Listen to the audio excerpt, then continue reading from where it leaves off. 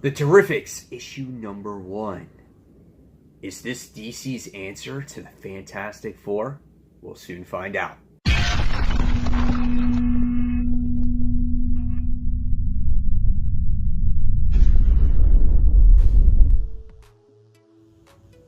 Hey comic book fans, welcome back to Comic Book Corner 2.0, and fans, you're back with me, Mike Spider Slayer. You're getting ready to do that all-important comic book review so you, the fans, can make a decision on what comic books to buy. And today, guys, we're going to be talking about the Terrifics, issue number 1, The New Age of Heroes. DC's been releasing these new titles, and I must say that they're pretty good. And for a lot of people, this has been one of their most highly anticipated books from this line.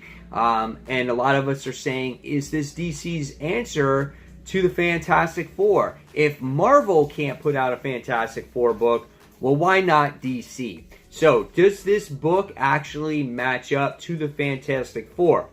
I want to say in very many ways, there is definitely similarities here. Now, let's talk about the book. Ivan Reis is the writer along with Jeff Lemire. The interior art in this book actually looks fantastic. Really well done. Here's the introductory pages there. Mr. Terrific. Plastic Man is in this issue as well, along with Metamorpho. He's in here too. Just a lot of action, bright colors in here. So yeah, the book absolutely looks phenomenal. Check out this Plastic Man shot where he's like eating somebody. So really a lot of good looking artwork in here. So now let's talk about this particular story. So in the beginning of this issue, we wind up seeing Mr. Terrific as he makes his appearance as he's been in the dark multiverse. And in the meantime, Stag is the one that acquired his business.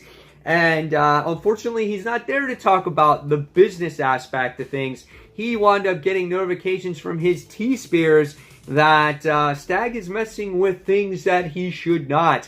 And he's messing with going into the dark multiverse. And he sends Metamorpho in there. And what happens is it winds up changing his appearance, makes him like this, the nth metal or whatnot. And we wind up seeing that Plastic Man gets involved in the whole situation as well. And they get sucked into the dark multiverse. And so we find out that with Plastic Man's abilities, he's kind of immune to the whole thing.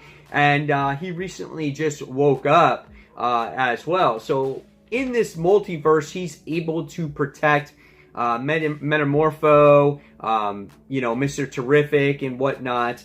And in this book, there is a lot of good dialogue in here. And I can honestly say that Plastic Man steals the show in this book. He's phenomenal. His facial expressions are great in here. He makes you laugh. There's just so many good things about this issue in here. We also wind up finding out that they're not on like this planet. They wind up getting this distress call to actually rescue somebody. And so they thought that the person that they were supposed to rescue is by the girl of name. I think her name is like Lena. I don't know if she's like a Phantom Girl or whatever it is. But nevertheless, they thought that they were supposed to rescue her. But that was not the case. After doing some exploration on this like body or whatnot, they wind up coming out that this beacon was actually a finding of an image of Tom Strong. And you're kind of just like, oh, okay, cool. Because obviously he's from past comics or whatnot. So, yeah, that was the story in a nutshell. You're obviously going to have to read this. This book has a lot of exposition. It's very dialogue heavy. I had to read it twice to really get the grasp of it. I'm not a huge history person when it comes to DC Comics. I haven't been on top of metal either. But I want to say that for a new reader, I had to read this book again twice because it was exposition heavy. Not saying that it was not an enjoyable read. I thought it was a very enjoyable read. The comparisons to the Fantastic Four are definitely there. We get to see the Plastic Man, who's the comedic relief. He's kind of like your Human Torch. He interacts with Metamorpho here, where Metamorpho is kind of like their thing.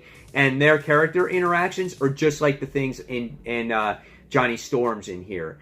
We get to see Mr. Terrific, who is like the Reed Richards of the group. He's very scientific. You know, they're doing space exploration. You can see the similarities here. And the Lena character, who was introduced by the time we get to the end of this issue as well, she is very much like a Sue Storm. She's very tangible. She kind of goes in and out. You can see that her body phases or whatnot. So a lot of similarities here, and this book was very much a setup issue. So very much looking forward to this second issue. I enjoyed the hell out of this. So I'm going to give this one probably a 4.25 out of 5 stars. I felt like if you're a new reader, you got to read it a couple times, of course. I'll give it a chance, and then we'll see where it goes from here. So guys, in the comments below, tell me what you thought of Terrifics issue number 1. Are you a fan? Were you not a fan? I don't know who hasn't at this point. And fans, until that next comic book review, please, if you like this video, give it a like, give it a thumbs up, subscribe to the channel. And fans, this channel doesn't work without your support. So as always, fans, thank you for watching. And until the next comic book review, this is Mike Spider signing off. Take care, guys. Bye.